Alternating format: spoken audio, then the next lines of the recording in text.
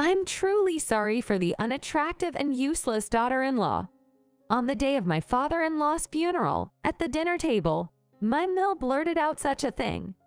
Whispers filled the room, and all eyes turned to me. Seemingly enjoying the attention, my Mill continued in a theatrical tone, glancing at me. I've done all the caregiving.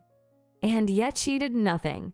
If she had genuinely cared for him, he might not have passed away so soon. I felt a rage so intense, it felt like my vision was tinted red and I was shaking uncontrollably. I've been the one doing all the caregiving for my father-in-law. You never once did because you said it was dirty and smelly. Just as my patience had run thin and I was about to stand up, the person beside me spoke with an icy tone. Is that all you've got to say? My name is Cheryl, 32 years old. I've been married for 5 years to my college classmate, David. Our marital life was harmonious, and living together was blissful. Cheryl, I'm heading to work now. Might be late tonight. You're always so busy with work, aren't you? I'll visit your dad again today. I'm always relying on you, Cheryl. I appreciate it. Please take care of him. It's okay, off you go. Be careful out there. After seeing my husband off, I got ready and headed to his parents' home. Excuse me for intruding. I've come to see your dad today. Using my spare key, I entered the house and headed towards the back room. There lay my father-in-law in bed. Not too long ago, he suffered a stroke that left him with speech impairment and paralyzed on one side. He now needs constant care. I take care of him at home, and although I rely on caregivers for help, I'm primarily responsible for his day-to-day care. When I walked in, he looked a bit relieved and seemed happy to see me. Is there any discomfort anywhere? When I spoke, my father-in-law clumsily typed "I'm fine" with one hand on the laptop he held in his lap and gave me a faint smile. Since he can't speak well, this is how we communicate. I always tried to keep the mood light and chatted with him while assisting with his needs. My father-in-law is a kind man, and I have many fond memories of how well he treated me since we first got married. I felt a deep sense of gratitude towards him and hoped he would recover, even if just a little, which is why I managed to push through the challenging caregiving tasks. Just as I finished helping with his meal, my cell phone rang. Hello? Catherine, I'm at the mall with some friends right now. I'm tired. Can you come pick me up? I'm still in the middle of taking care of my Phil. Can't you just take a train or a cab home? You dare talk back to me as my daughter-in-law? Just get over here now. All right then. I let out a sigh, said something to my father-in-law, and got into the car. My only real headache is this Mill of mine. She absolutely dotes on her only son, David, and because of that, she always gives me a hard time. What's worse, she acts pleasant in front of others, but when it's just the two of us, she's constantly nitpicking. It's been quite stressful for me. You finally made it. What took you so long? I'm sorry, really, not only are you unattractive, but you're also clueless. My Mill only belittles me like this when we're alone. On top of that, she takes advantage of me, and if anything isn't to her liking, she scolds me. I mean, I'm frail and delicate. Don't you think you should be more considerate? I'm surprised David even married someone like you. I said nothing and glanced at her through the rearview mirror. She looked perfectly healthy, holding a bunch of shopping bags from big department stores. Yet, in front of others, she'd play up her frailty to gain sympathy. Until recently, my father-in-law, John, used to keep my Mill's excessive behaviors in check. But since John fell ill, not only did she dump the caregiving on me, but she also ramped up her harassment. I thought telling my hard-working husband, David, who cherishes me despite his busy schedule, would devastate him. So I couldn't bring myself to tell him. Therefore, I had no choice but to silently endure the caregiving responsibilities and her verbal abuse. Once we arrived home, my Mill cheerfully began laying out her new purchases. I watched her as I cleaned up the remaining dishes. Mill, if you took better care of John, I'm sure he'd appreciate it. Why should I? The idea of feeding someone mushy food or taking care of their personal needs gives me the creeps. Then, maybe you should consider a care facility for John's sake. What are you saying? That would look bad in front of others. It's the daughter-in-law's job to handle the smelly and dirty caregiving tasks. Just do it without complaining. I understand. I could only bite my lip as I looked at my Mill, who clearly showed her distaste. A mere month later, while my husband and I were out shopping for daily necessities, I received an urgent call from my Mill saying that John had been rushed to the emergency room again. We hurried to the hospital, but John had suffered another stroke and didn't make it. Dad, I'm so sorry we didn't get here in time. Dad, I can't believe you left us so soon. Both my husband and I, with tears streaming down our faces, grieved before John, who lay peacefully as if in sleep. My Mill, on the other hand, clung to my husband with exaggerated sobs. I can't believe he's gone. I just can't come to terms with it. Emily, can we trust you to handle the wake and funeral? Yo, Mom's having a tough time too. I get it. I'll take care of the arrangements. And so it fell to us to manage all the preparations for the wake and funeral. While the sadness was overwhelming, times like these are always busy. My husband and I were run off our feet, managing various arrangements. Though my Mill was the chief mourner, she did nothing and sought sympathy from those around her during the wake. The wake went smoothly, and on the day of the funeral, a steady stream of mourners kept us busy. Oh, dear Mill, it's been a while. Looking towards where the voice came from, I saw Barbara, my husband's grandmother and my FIL's mother. While we live far away and have only met a few times, Barbara, a wealthy woman, is known to be strict and somewhat of a bossy figure within the family. When my husband first introduced her, he said, "Grandma Barbara can be pretty intimidating." Of course, losing a son must be heartbreaking for her, so I greeted her with utmost respect, but she just nodded silently. "Mill, you must be tired. I've brought you some tea." Given that Barbara is my Mill's mother-in-law, it's natural for her to be deferential.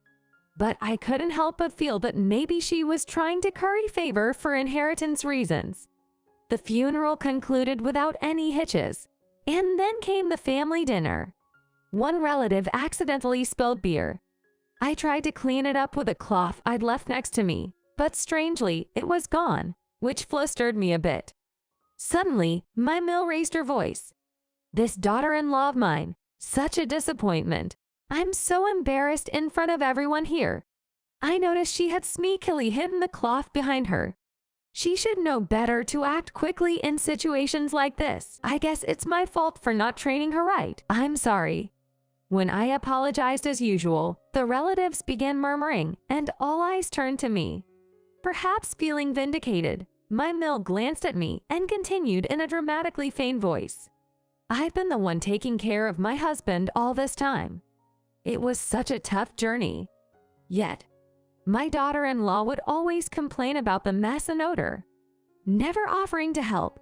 If she had taken better care of him, he might not have passed away so soon." My Mill went on, emphasizing her hardships with an exaggerated sob. A fury like I had never felt before took over me, making me tremble. In reality, I was the one who had taken care of my father-in-law the most.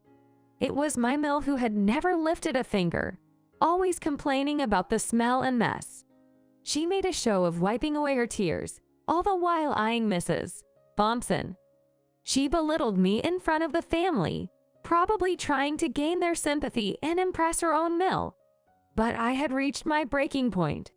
"Mill, please stop lying. I was the one who took care of my father-in-law the entire time. How dare you spread such lies right here? But it's the truth. Wasn't it you, Mill, who never helped at all?" I pleaded earnestly in front of the family. The relatives all looked taken aback. "So you're trying to steal the credit now, huh? What a horrible daughter-in-law. Everyone, she always treats me like this, always bullying me, and I'm not even in good health. Wasn't it you, Mill, who refused to care for my father-in-law because it was dirty and smelly? You say you're frail, Yet you went shopping and attended dance classes daily, didn't you? Nothing but lies, honestly, ugly on the outside and dirty at heart. You're hopeless. Do you have any proof? If you do, show it. I was at a loss for words. I didn't have any evidence to present. The mill looked at me with a smug expression, while the relatives murmured among themselves, unsure of whom to believe. Oh, how awful. Trying to make me look bad in front of everyone. Really, I was almost fooled by such a cunning daughter-in-law. This kind of daughter-in-law should be kicked out, right? Don't y'all think so too?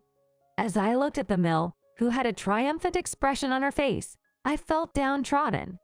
Suddenly, a sharp voice rang out. Hold on a minute. Jessica always had a rotten personality, even when she was young. She sure seems like the type to do something like that. The one who spoke up was Mr. Jackson, who had been silent till now.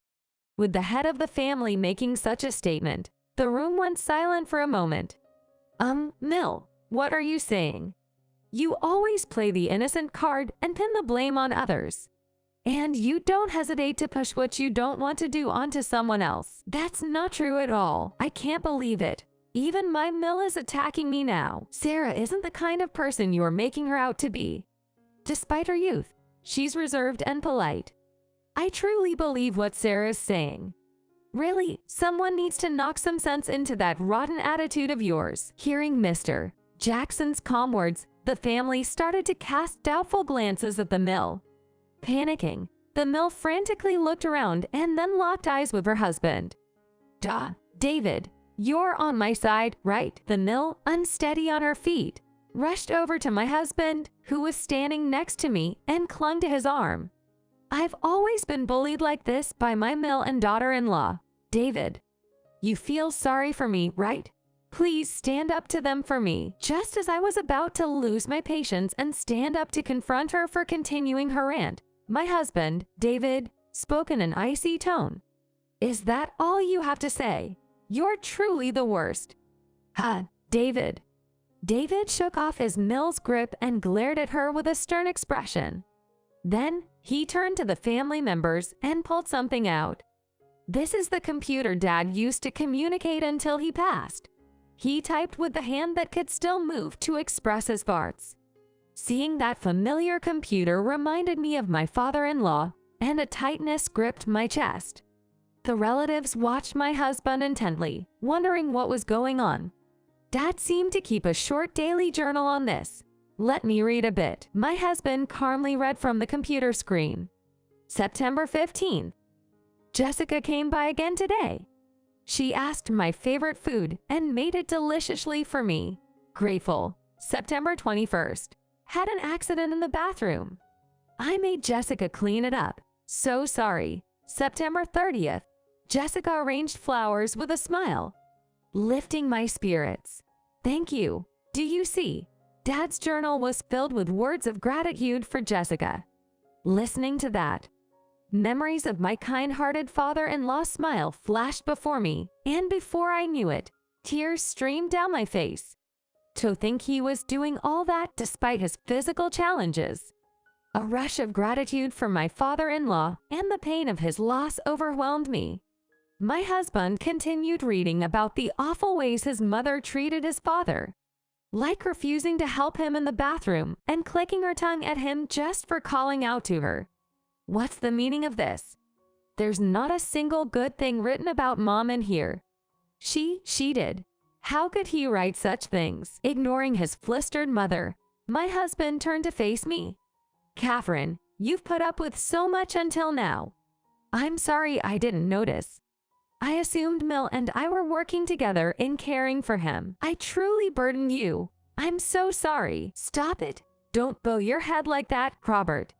His mother looked on in shock as he apologized to me.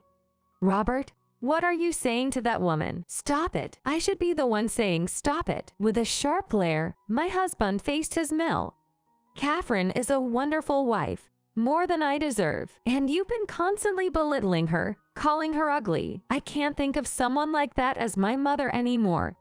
Robert, what are you saying? I'm cutting ties with you, Mom. Stay out of my life. No way. If you cut ties, I won't give you any of your father's inheritance. All of this is your wife's fault. The mill, feeling abandoned by her beloved son, glared at me with hateful eyes. I threw my final words at her. Your father left a will stating all the inheritance should go to me. What did you say? Your father hoped you would change. If you had, things might have turned out differently. Hearing those words, the mill's eyes widened in shock, her face a picture of disbelief. Let's go, Sarah. With that, my husband wrapped an arm around my shoulders, and we left the venue. Looking back, the mill sat in a daze, shunned by all the relatives, including Mr. Thompson. A few months later, we truly cut ties with the mill. She now lives alone in an old family home. Due to her husband's will, the mill received only the bare minimum inheritance. Shunned by the family and having never worked, I'm unsure how she's getting by. Recently, Mr. Thompson told us, "Thank you for everything you've done for my son. I'll keep an eye on her. Use this for your happiness." We were given a gift while he's still alive. We were surprised by the generous amount, but my husband insisted we gratefully accept it, so we did. Though times have been tough, we now live a peaceful life together. All we wish for is the continued peace and harmony.